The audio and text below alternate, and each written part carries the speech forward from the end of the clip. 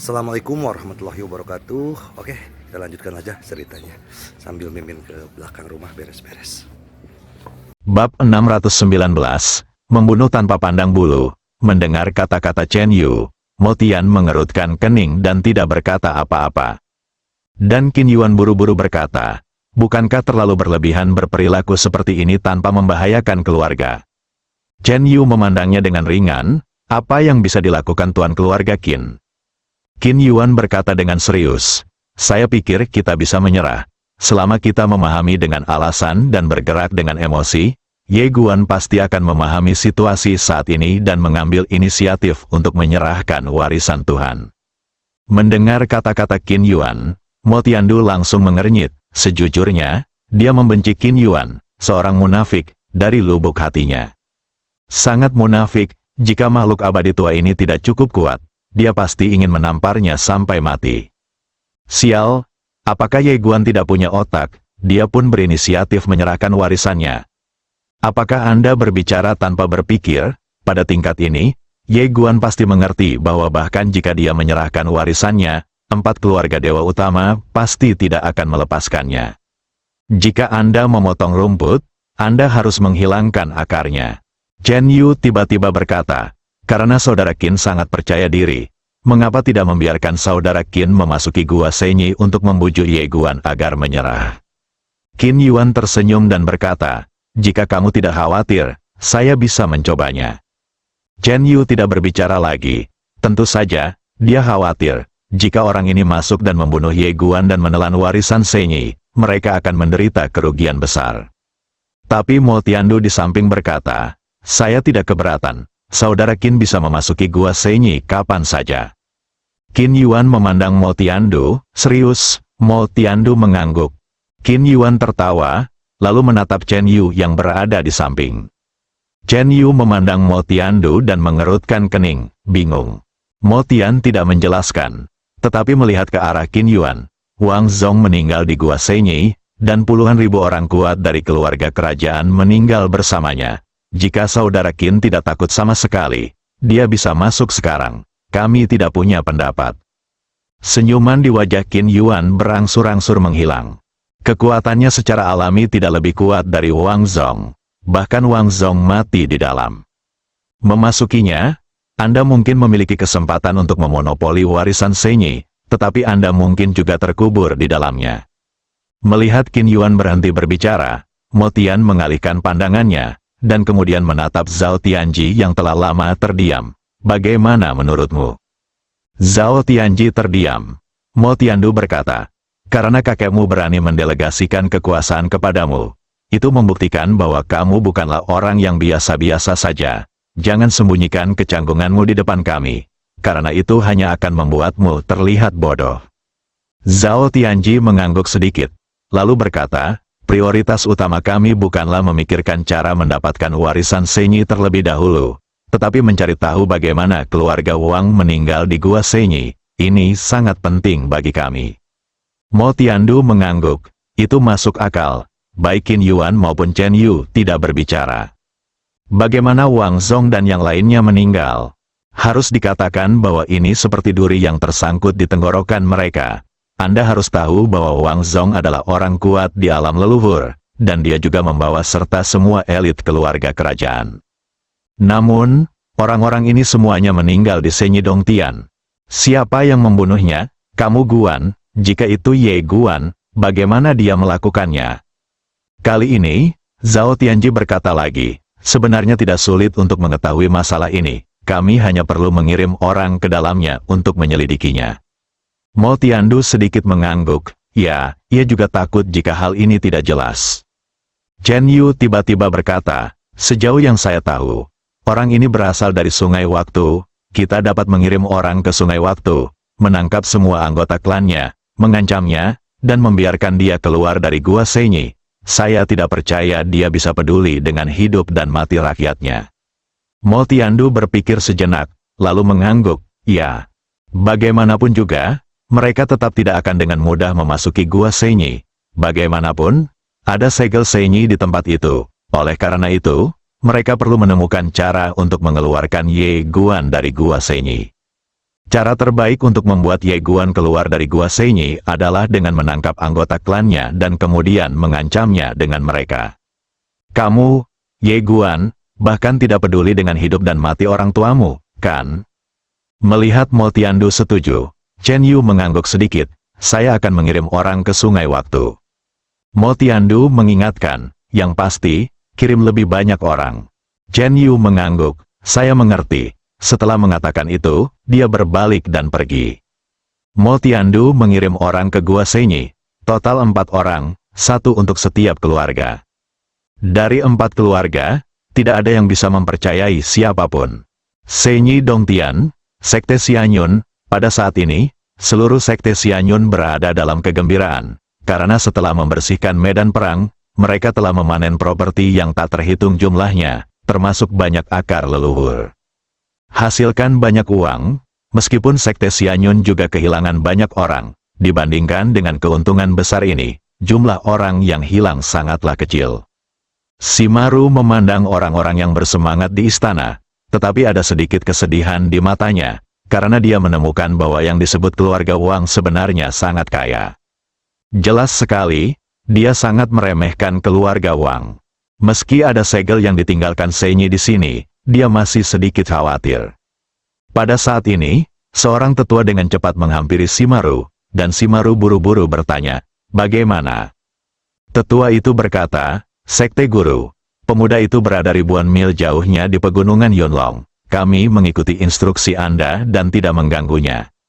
Shimaru mengangguk, bagus, aku akan menemuinya langsung. Setelah mengatakan itu, dia hendak pergi, dan sesepuh berkata dengan penuh semangat, Master Sekte ingin membunuh orang dan menyita harta karun. Jelas sekali, dia merasakan manisnya, ini normal. Lagi pula, setelah keluarga kerajaan dimusnahkan, semua orang di Sekte Xianyun segera menjadi kaya. Setelah mendengar kata-kata tetua itu, Shimaru tiba-tiba memberinya tatapan dingin, yang membuat tetua itu merasa seolah-olah dia telah jatuh ke dalam gudang es. Shimaru mengalihkan pandangannya dan berkata dengan lembut, aku, Sekte Awan Abadi, membutuhkan sekutu sekarang. Kini dia semakin khawatir, karena dia menemukan Sekte Xianyun agak bengkak sekarang. Tidak, itu sangat membengkak. Ini bukan hal yang baik, tentu saja, saat ini, dia tidak lagi terlalu peduli. Tentu saja, Wu Zong tidak bisa berharap untuk itu, jadi hanya ada pendekar pedang muda dengan latar belakang yang baik. Shimaru tidak berkata apa-apa lagi dan berbalik untuk pergi. Di pegunungan yang luas, di depan kolam, Ye Guan duduk bersila di tanah, mata sedikit tertutup, tenang dan fokus. Pertarungan sebelumnya dengan Wang Zong memberinya banyak wawasan. Yang paling mendalam adalah kekuatan segel yang ditinggalkan oleh Shenyi. Karena dia menemukan bahwa bertarung melawan orang lain dengan kekuatan segel Shenyi dapat meningkatkan kekuatannya secara signifikan. Ini seperti mengikatkan karung pasir ke kaki Anda saat berlari. Meski pada saat itu merupakan beban yang berat, namun seiring berjalannya waktu, ketika Anda terbiasa dengan beban seperti ini, itu berarti kekuatan Anda sendiri telah meningkat pesat. Kamu menurunkan karung pasir ini lagi, kekuatanmu akan menjadi lebih menakutkan. Setelah memikirkan hal ini, Ye Guan tiba-tiba melihat ke atas ke langit, dan sudut mulutnya sedikit terangkat. Pada saat ini, dia tidak lagi menganggap kekuatan segel sebagai semacam penindasan, tetapi sebagai semacam pelatihan. Berolahraga dengan beban, pada saat ini, tidak jauh di depan Ye Guan, angin sepoi-sepoi bertiup, dan kemudian Shimaru muncul di depan Ye Guan. Kamu memandang Shimaru dan tidak berkata apa-apa. Shimaru memandang Ye Guan dan diam-diam terkejut. Meskipun pemuda ini tidak memiliki kultivasi, dia merasa sedikit berbahaya. Itu tidak sederhana. Shimaru tersenyum dan berkata, teman kecilku, apakah kamu berlatih di sini? Ye Guan berkata dengan tenang. Tapi ada apa? Shimaru berkata dengan serius. Teman kecil, seperti kata pepatah, musuh dari musuh kita adalah teman kita. Musuh kita adalah keluarga Wang. Kita harus bergabung untuk melawan musuh. Bagaimana menurutmu? Ye Guan tersenyum dan berkata, keluarga Wang seharusnya tidak berani datang untuk membalas dendam. Shimaru berkata dengan suara yang dalam, bagaimana jika kita masuk? Ye Guan terdiam. Shimaru hendak berbicara ketika Ye Guan tiba-tiba berkata, apakah kamu berani memainkan peran besar? Shimaru sedikit terkejut. Yang besar? Ye Guan mengangguk. Sejujurnya, saya punya warisan. Bukan hanya keluarga Wang yang menginginkan warisan ini, ada juga beberapa perusahaan lain. Jika bahannya bagus, mereka pasti tidak akan menyerah dan akan terus berdatangan. Jika Anda berani memainkan permainan untuk yang besar, kita bisa menipu mereka semua dan kemudian membunuh mereka. Semua harta benda mereka adalah milik Anda dan saya tidak akan mengambilnya. Shimaru terdiam. Ada beberapa orang lain seperti keluarga Wang. Saya harus mengatakan bahwa ketika dia mendengar kata-kata Ye Guan, dia sedikit ketakutan. Kekuatan keluarga Wang sudah sangat menakutkan. Dan sekarang, ada kekuatan di luar yang mirip dengan mereka. Dan mereka semua akan datang untuk membunuh orang ini. Shimaru memandang Ye Guan, sedikit penasaran, apakah warisanmu benar-benar warisan Senyi? Ye Guan mengangguk, ya. Shimaru terdiam, warisan Tuhan. Meskipun dia belum pernah keluar, dia masih tahu sedikit tentang Senyi, tapi tidak banyak. Shimaru ragu-ragu, dengan bergabung dengan Ye Guan, kemungkinan besar dia akan terus diincar oleh keluarga bangsawan lainnya. Sejujurnya, setelah melihat kekuatan mengerikan dari keluarga Wang, dia masih sedikit waspada terhadap kekuatan luar. Ye Guan tiba-tiba berkata, membunuh satu keluarga berarti membunuh 5 keluarga berarti membunuh, tidak ada bedanya. Shimaru berkata dengan suara yang dalam, yang aku khawatirkan adalah jika mereka menemukan cara untuk membuka segel di sini. Ye Guan tersenyum dan berkata, itu seharusnya tidak mungkin. Mereka tidak dapat membuka segel yang ditinggalkan oleh Senyi. Jika tidak, keluarga Wang tidak akan mengambil risiko memasuki tempat ini. Shimaru melirik Ye Guan dan tidak berkata apa-apa. Sejujurnya, dia punya beberapa kekhawatiran, diikat bersama. Meskipun Anda mungkin kaya dan berkuasa, Anda mungkin juga hancur berkeping-keping. Ye Guan tersenyum dan kemudian berkata, Yang mulia, Anda dapat mempertimbangkannya perlahan-lahan, jangan terburu-buru. Setelah mengatakan itu, dia berbalik dan pergi. Melihat tatapan acuh tak acuh Ye Guan, Shimaru tiba-tiba menjadi bingung, kenapa orang ini tidak panik sama sekali. Seharusnya tidak demikian, pasti ada sesuatu yang bisa diandalkan. Bisa menjadi begitu menakutkan di usia muda pastilah hal yang tidak biasa. Setelah membaca ini, Shimaru segera berkata, Tuan Ye, Sekte Awan Abadi kami bersedia bekerja sama dengan Anda. Ye Guan berhenti, menoleh untuk melihat Shimaru, dan berkata sambil tersenyum, selamat bekerja sama. Jika di luar, kekuatan Sekte Xianyun memang sedikit mengecewakan, namun di dalam, kekuatan Sekte Xianyun agak menakutkan. Shimaru bertanya, Tuan Ye, apakah Anda mendapat dukungan? Ye Guan tertegun sejenak, lalu berkata dengan jujur, ada cukup banyak. Shimaru bertanya lagi, apakah kuat? Ye Guan berkata dengan tegas, jika kamu menarik seseorang keluar, mereka akan dibunuh tanpa pandang bulu. Shimaru menyeringai, bagus, kamu memandang Shimaru dengan heran, apakah kamu benar-benar percaya? Shimaru berkata dengan serius, apakah kamu tidak menyadarinya, kamu sepertinya memiliki banyak pendukung. Kamu Guan, bab 620. Para ahli memasuki desa pemula. Ye Guan tertawa, pemimpin Sekte Xianyun agak menarik. Dia tahu bahwa pihak lain pasti memiliki makna yang dalam, tetapi dia tidak peduli. Dia melambaikan tangannya dan berkata, hubungi lagi. Setelah mengatakan itu, dia menghilang di kejauhan. Senyuman di wajah Shimaru berangsur-angsur menghilang, dan setelah hening lama, dia kembali ke Sekte Xianyun. Adakan pertemuan sekte. Semua orang kuat dari Sekte Xianyun berkumpul di satu aula.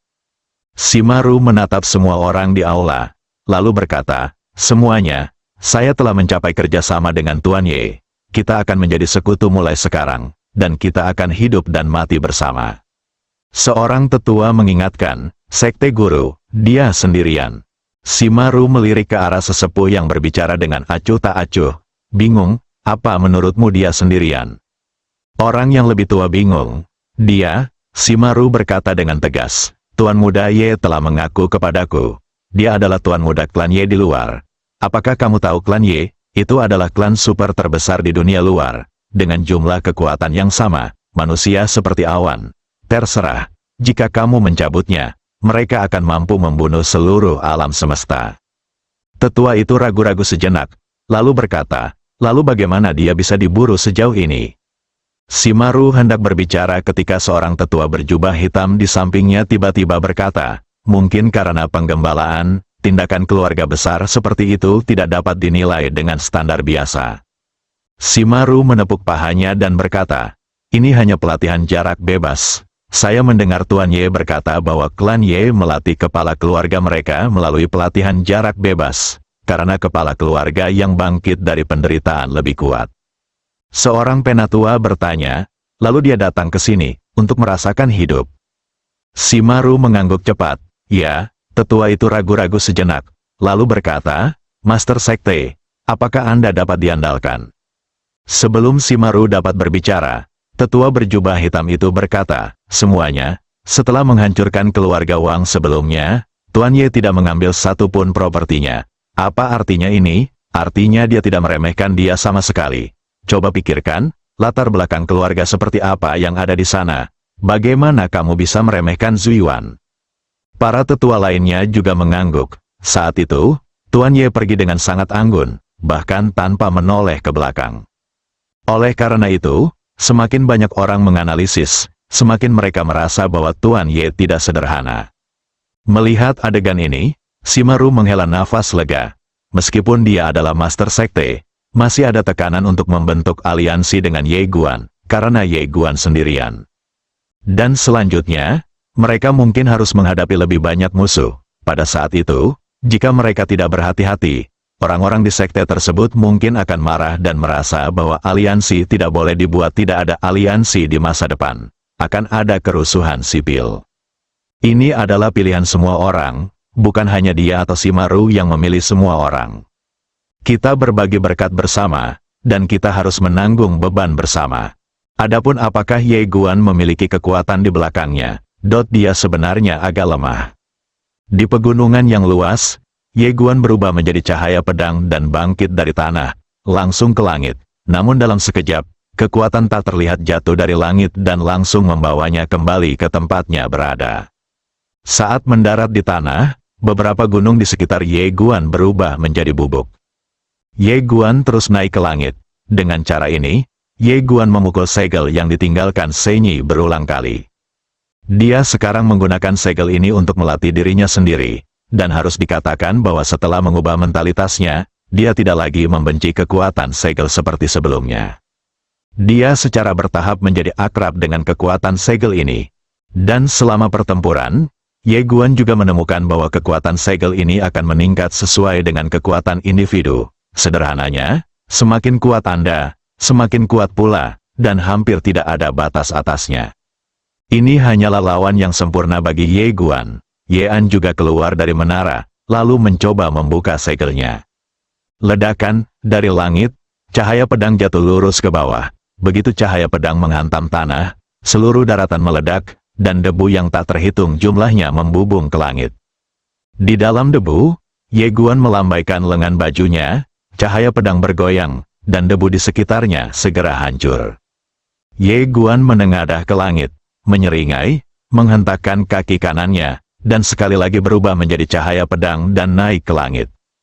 Tertawa, waktu dan ruang langsung terkoyak oleh pedang ini.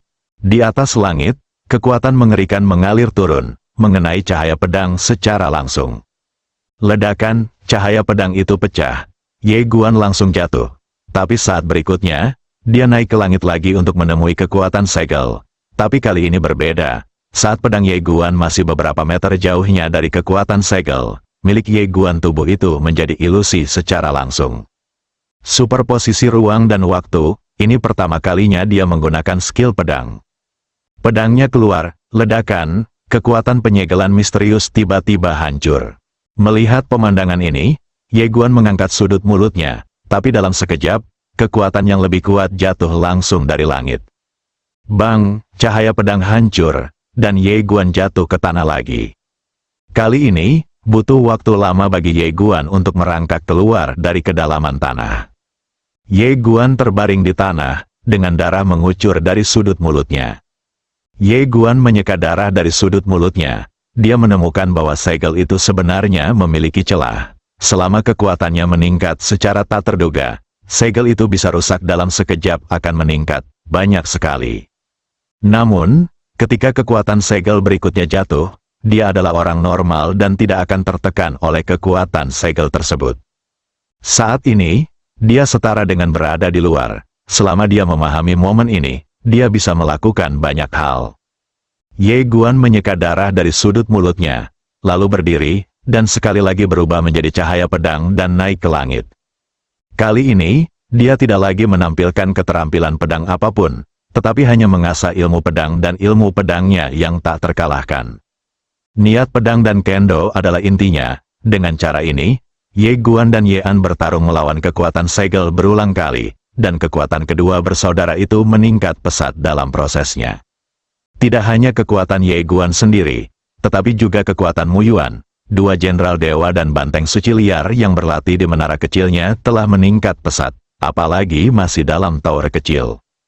Adapun para jenius muda seperti Lin Daimei dan Gou Dan, meskipun kekuatan mereka telah meningkat pesat, mereka masih terlalu muda dan tidak bisa dibandingkan dengan generasi yang lebih tua. Namun, masa depan tidak pasti. Tuhan ada di dalam gua di balik langit. Saat ini, keluarga keturunan dari 4 dewa besar telah mengepung pintu masuk dan keluar gua Senyi. Tidak hanya itu, dengan upaya bersama dari 4 keluarga besar, kecuali Seminari, tidak ada satupun atau kekuatan apapun yang diperbolehkan mendekati gua Senyi. Ini jelas merupakan upaya untuk makan sendirian, dan banyak orang yang terlalu marah untuk berbicara. Tidak mungkin, tinju dari 4 keluarga besar itu sangat keras. Meskipun mereka marah, mereka harus menanggungnya. Mo Tiandu melihat ke pintu masuk gua Senyi di kejauhan dan tetap diam. Faktanya, dia juga sedikit tidak sabar untuk memasuki gua ilahi. Tetapi keluarga Wang telah belajar dari kesalahan mereka, jadi dia tetap tidak berani mengambil risiko. Tunggu kabar dari orang-orang di dalam. Hampir di saat yang bersamaan, 4 keluarga besar menerima pesan tersebut. Setelah beberapa saat, Mo Tiandu dan yang lainnya saling memandang, dan Chen Yu berkata dengan suara yang dalam, ternyata bukan Ye Guan yang menghancurkan keluarga Wang, tetapi pasukan lokal di Gua Senyi. Semua orang merasa lega. Jika keluarga Wang dihancurkan oleh Ye Guan sendirian, maka mereka akan sangat panik. Bagaimanapun, Ye Guan baru berusia 20-an, dan budidayanya masih ditekan. Tetapi jika keluarga Wang dihancurkan oleh pasukan lokal di Senyi Dongtian, situasinya akan sangat berbeda. Target mereka adalah Ye Guan, bukan pasukan lokal di Senyi Dongtian. Mo Tiandu tiba-tiba berkata, kirim seseorang untuk berbicara dengan pasukan lokal di Gua Senyi. Chen Yu menggelengkan kepalanya, saya khawatir ini tidak akan mudah untuk dibicarakan. Kekuatan di dalam sama sekali tidak mengetahui keluarga keturunan para dewa kita, dan ada kekuatan segel yang ditinggalkan oleh Shen Yishangshen. Oleh karena itu, mereka tidak perlu memberi kita muka sama sekali. Qin Yuan Dao, beri mereka keuntungan dan biarkan mereka membantu kita menangkap Ye Guan. Mo Tiandu berpikir sejenak, lalu berkata, tidak apa-apa. Chen Yu berkata, keluarga kami memiliki 5 asal-usul leluhur dan 20 asal-usul leluhur. Saya pikir kekuatan di dalam akan tergoda. Qin Yuan bertanya, siapa yang harus dikirim? Mo Tiandu berkata, setiap keluarga akan mengirimkan 1. Qin Yuan tersenyum dan berkata, oke. Chen Yu dan Zhao Tianji juga mengangguk, menunjukkan bahwa tidak apa-apa, dan mereka berempat segera mengirim 4 orang kuat ke Gua Senyi. Mo Tiandu tiba-tiba memandang Chen Yu, apakah orang-orangmu telah memasuki sungai waktu? Chen Yu mengangguk, ia telah memasuki sungai waktu yang panjang. Mo Tiandu mengangguk sedikit, tidak peduli apa, kita masih harus bersiap menghadapi kemungkinan terburuk. Jika kekuatan di Gua Senyi tidak mau bekerja sama, maka kita hanya bisa menggunakan orang-orang dari keluarga Ye Guan untuk memaksanya keluar. Chen Yu berkata sambil tersenyum, paling lama dalam 3 hari. Orang-orangku akan kembali bersama anggota keluarganya. Aku ingin melihat apakah Ye Guan bisa begitu keras hati dan menyaksikan anggota keluarganya mati satu persatu. Mo Tiandu mengangguk. Dia tidak merasa bahwa perilaku seperti ini sedikit curang. Mereka yang mencapai hal-hal besar di zaman kuno dan modern selalu tidak terpaku pada hal-hal sepele. Tahun-tahun itu panjang, Pada hari ini, lebih dari selusin orang kuat memasuki sungai waktu dari zaman dulu. Orang-orang kuat ini semuanya adalah anggota keluarga Chen. Untuk memastikannya, Chen Yu langsung meminta sesepuh keluarga Chen untuk memimpin tim. Anda tahu, Chen King adalah orang yang kuat di tingkat puncak Tianjun, dan orang-orang yang dibawanya semuanya berada di tingkat kaisar. Barisan ini, menurut saya, sangat mewah. Chen King memandang ke ujung sungai waktu yang panjang di kejauhan dan terkekeh. Sungguh tidak mudah untuk datang ke tempat ini. Memang tidak mudah bagi zaman dahulu untuk memasuki sungai waktu yang panjang. Karena para dewa pernah meninggalkan segel di persimpangan kedua tempat tersebut. Kali ini mereka bisa masuk hanya karena 4 keluarga besar bergabung dan membuka segel sebentar. Di sebelah Chen King, seorang lelaki tua tersenyum dan berkata, "Saya tidak tahu seperti apa peradaban seni bela diri di sungai waktu yang panjang ini. Jika terlalu lemah, akan terlalu membosankan." Chen King tersenyum dan berkata, "Ketika kita datang ke sini, itu harus dianggap sebagai tuan yang memasuki desa pemula. Haha." Orang-orang lainnya juga langsung tertawa. Dari sudut pandang mereka, misi ini tentu saja tidak sulit sama sekali. Ketika mereka datang, menurut pendapat mereka, para master yang memasuki desa pemula untuk mengurangi dimensi dan serangan. Saat ini, seseorang tiba-tiba berkata, "Seseorang akan datang." Semua orang melihat ke kejauhan. Di ujung pandangan mereka, ada seorang gadis kecil yang sedang melihat sesuatu dengan sembunyi-sembunyi. Di bahunya, ada seorang pria kecil berbulu putih. Pria kecil itu juga melihat ke kiri dan ke kanan, sangat waspada. Bersambung.